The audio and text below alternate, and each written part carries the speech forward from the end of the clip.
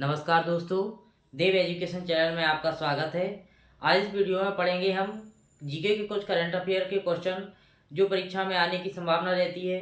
तो आइए वीडियो को शुरू करते हैं। वीडियो को शुरू होने से पहले आप चैनल को सब्सक्राइब करें, कमेंट करें और शेयर करें। पहला क्वेश्चन दिया है अपना, केंद्रीय खनन अनुसंधान संस्थान कहाँ स्थित है? कोलकाता, नई दिल्ली, धनबाद और हैदराबाद।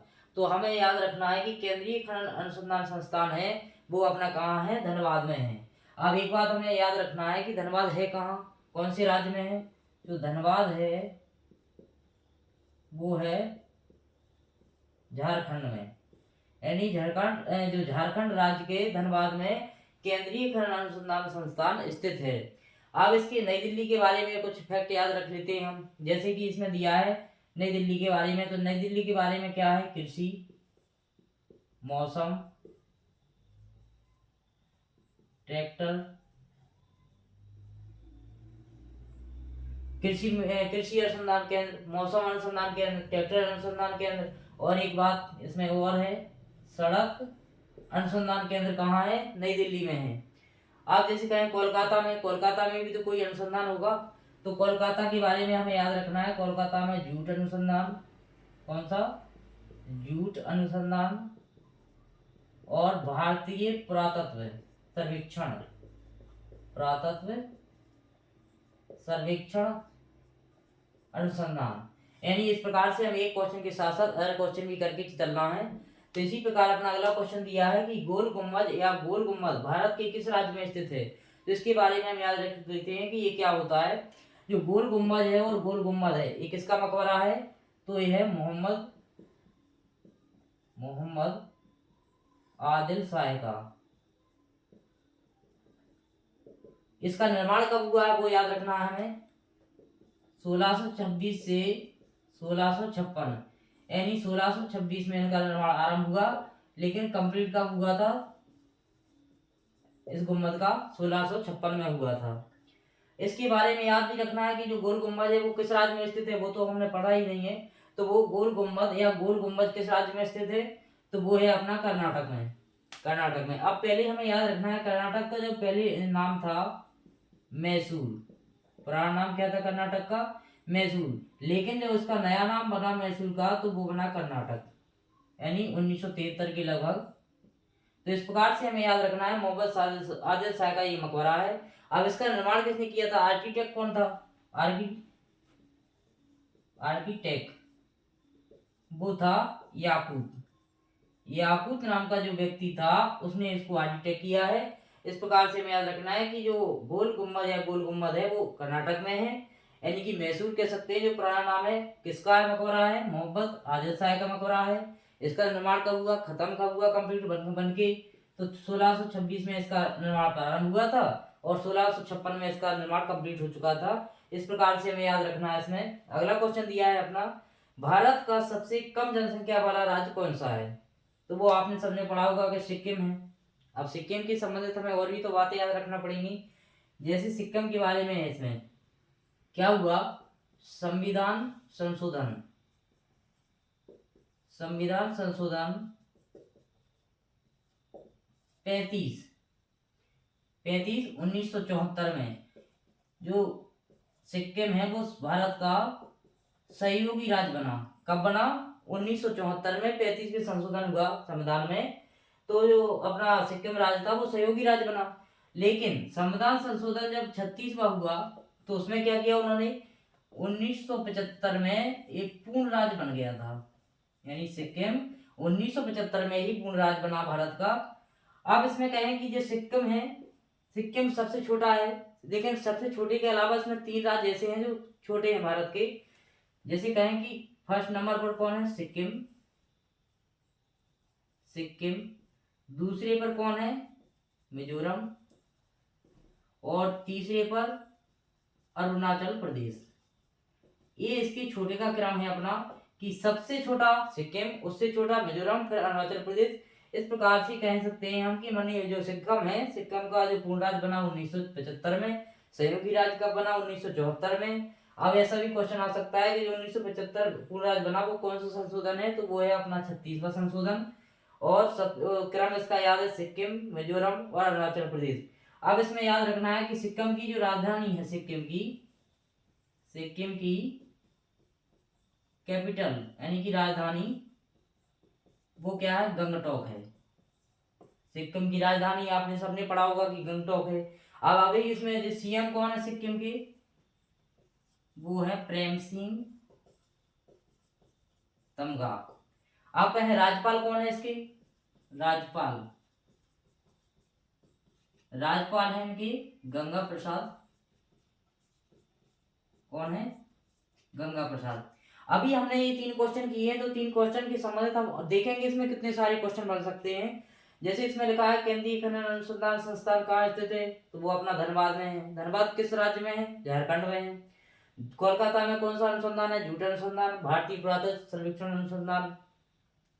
गोल गुम्बद का या गोल गुम्बद भारत के किस राज्य में स्थित है, वो कौन सा है, कर्नाटक में। कर्नाटक का पुराना नाम क्या था, मैसूर, लेकिन 1973 में इनका नाम बदल दिया गया तो कर्नाटक आ गया।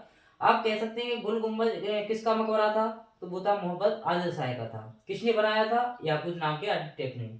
इसका निर्माण कब हुआ, कंप्लीट कब हुआ, प्रारंभ कब हुआ, तो 1626 में प्रारंभ हुआ और 1656 में ये कंप्लीट हो गया था बनके। तो इस प्रकार के क्वेश्चन इसमें बन सकते हैं। एक तो इसमें और इसमें बन सकता है एक क्वेश्चन कि भारत का सबसे बड़ा मकबरा कौन सा है, तो वो है गोल गुम्बद।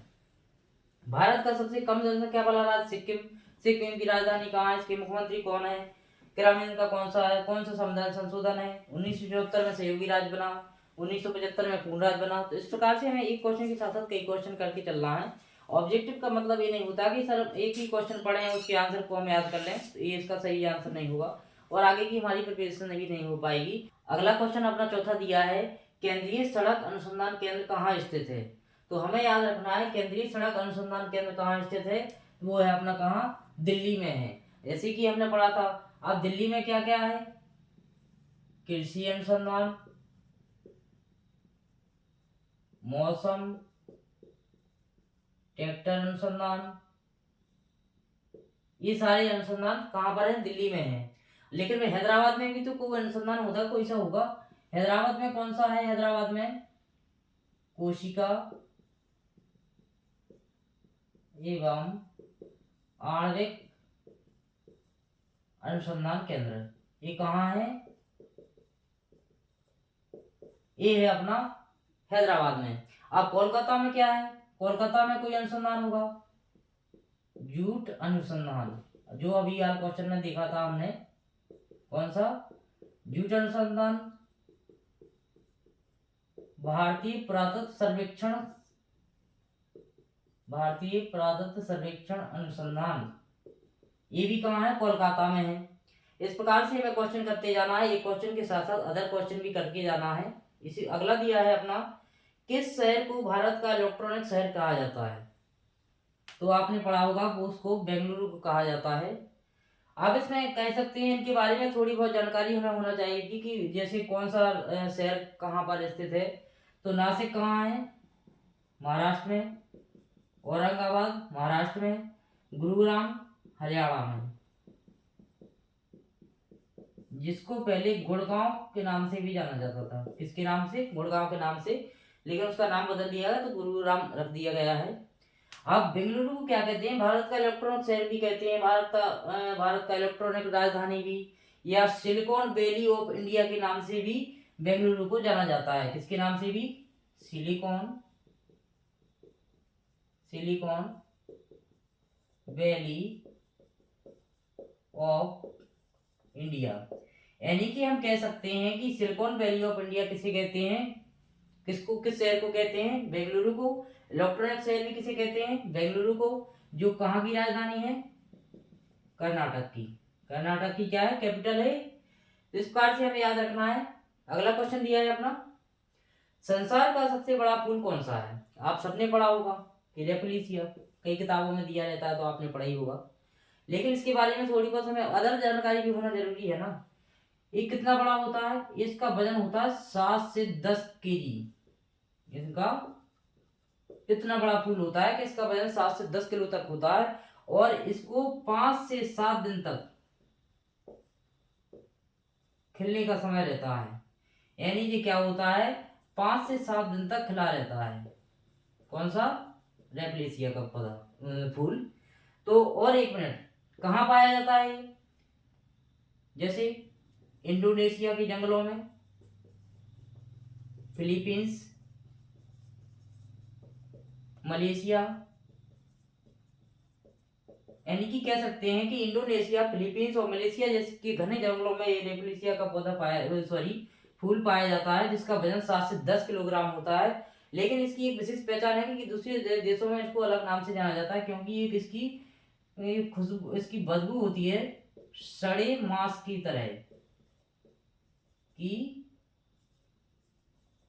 बदबू के कारण इसको लाश का फूल भी कहते हैं। क्या कहते हैं? लाश फूल के भी नाम से जाना जाता है। तो रेपलेसिया के बारे में ये तो पढ़ा होगा आपने कि सबसे बड़ा फूल होता है, लेकिन इसके बारे में और भी तो जानकारी होना बहुत जरूरी है ना, कि सड़े मांस की बदबू के कारण लाश का फूल भी कहते हैं इसको। 5 से 7 दिन तक खिला रहता है। वजन कितना होता है? कहाँ पाया जाता है? अपने क्षेत्र में नहीं, इंडोनेशिया, फिलीपींस और मलेशिया जैसे घने जंगलों में पाया जाता है। अब इसमें याद रखेंगे सूरजमुखी। सूरजमुखी का वैज्ञानिक नाम क्या होता है? Helianthus anus. ये किसका नाम है? सूरजमुखी का वैज्ञानिक नाम है। अब कैक्टस क्या होता है? नागफनी। क्या होता है? नागफनी। अब जैसे हम यहाँ पर पढ़ रहे हैं क्वेश्चन, तो यहाँ पर एक क्वेश्चन के अंतर्गत दूसरे क्वेश्चन भी मिल रहे हैं। तो इस जितने भी क्वेश्चन अपने अलग से बन रहे हैं इन क्वेश्चनों में, तो आप हमारे टेलीग्राम चैनल पर आप पीडीएफ प्राप्त कर सकते हैं। यहाँ पर वीडियो में आपको 9 या 10 क्वेश्चन कराए जा रहे हैं, लेकिन पीडीएफ में इनके अंतर्गत जो भी क्वेश्चन बन रहे हैं वो पीडीएफ में आपको अधिक संख्या में सवाल मिलेंगे इन क्वेश्चनों के साथ साथ। तो आप हमारे टेलीग्राम चैनल पर भी जुड़े। इसी प्रकार अगला क्वेश्चन दिया है, 3 बीघा कॉरिडोर किन किन देशों की सीमाओं को जोड़ता है? तो वो जोड़ता है भारत और बांग्लादेश सीमा को जोड़ता है। अगला दिया है 8वां, सेंट पॉल कैथेड्रल चर्च कहाँ स्थित है? वो है अपना कोलकाता में। यानी कि हम कह सकते हैं कि सेंट पॉल कैथेड्रल जो चर्च है वो कहाँ है? कोलकाता में है। अगला क्वेश्चन दिया है अपना, अंतरराष्ट्रीय चावल अनुसंधान केंद्र किस देश में स्थित है? तो वो है अपना फिलीपींस में। कहाँ है? फिलीपींस में। अब बात करते हैं इसमें कि भारत में कहाँ है? भारत में चावल अनुसंधान केंद्र कहाँ पर है? तो वो है कटक में। कहाँ है? कटक में है। आप कहें कि एमपी में, एमपी में चावल अनुसंधान केंद्र कहाँ है? तो वो किस बड़वानी में है। कहाँ है? बड़वानी में है।